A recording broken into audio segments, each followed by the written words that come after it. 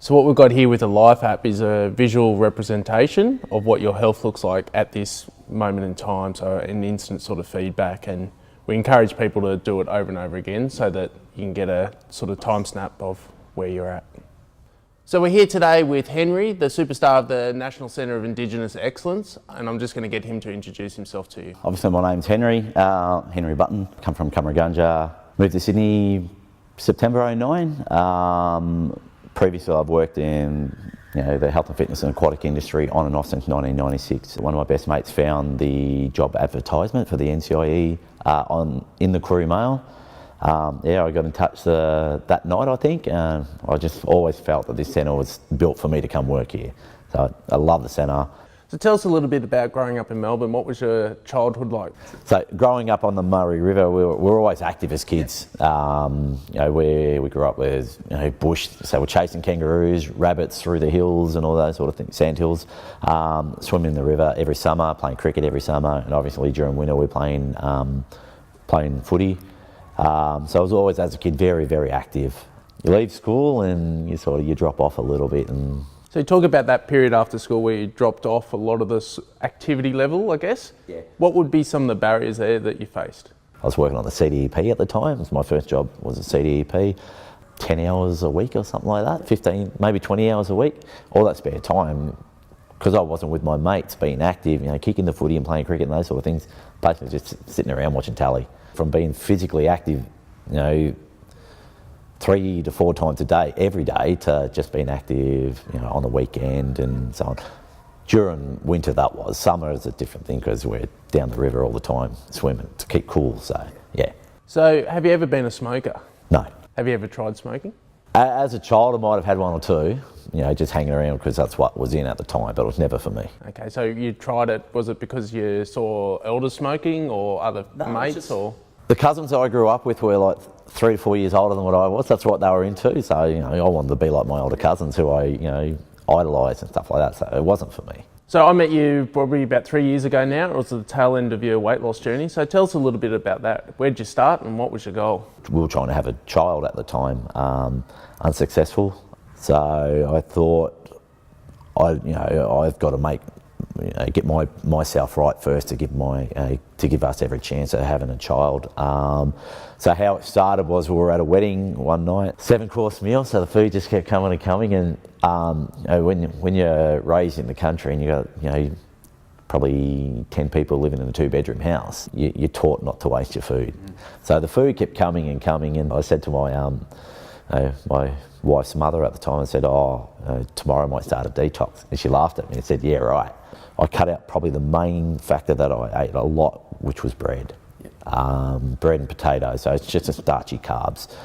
So I ate a lot of fruit, a lot of veggies, a lot of grilled chicken, grilled fish, so on, nuts, drank a lot of water. So I'd lost 34 kilo in total, in a total of 17 weeks. The first 20 kilo was all food. Exercise was only walking. We had a 12-week challenge here amongst the staff members. I'd miss the start of it. I would walk probably a minimum of 3 hours a day. So for me, just the walking was a big factor because I could still feel myself, I was lifting weights towards the end of it, of the challenge, but I could feel myself gaining fitness just from walking and eating. No soreness in my joints, no aches in my muscles. I wasn't restricted in any way. So I thought, you know what, I'm feeling really, really good. So you talk about walking that 3 hours and you use your lunch times. How else did you find 3 hours a day to get that walking in? So I would walk to the train station. There was one night in particular I was feeling really, really good. I just chucked my headphones in. I walked from here to the Ashfield train station. After doing a training session here, I'd often go for a bit of a walk afterwards just because my body was feeling sensational. And I kid you not, that weight loss is the easiest thing I've done in my life.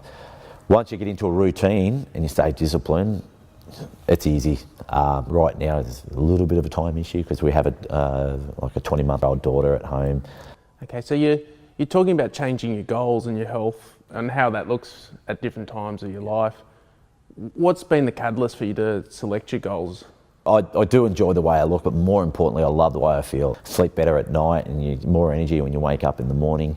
What I did do though is I probably made it more about the exercise rather than the food. So I've got to make the focus back on eating more vegetables. Still eat a lot of fruit. I don't eat a lot of junk. It's just that I'm not eating the veggies. So you spoke about coming up from Victoria to Sydney following your wife. How difficult was it changing a support network or creating a new support network when you're up here? My initial thinking is, as long as I'm able to play cricket. I do have family here in Sydney that I see every so often. You know, it's never been a major issue, but I am thankful for the friends that I've created since working here. You talk about the challenges of having a young family now.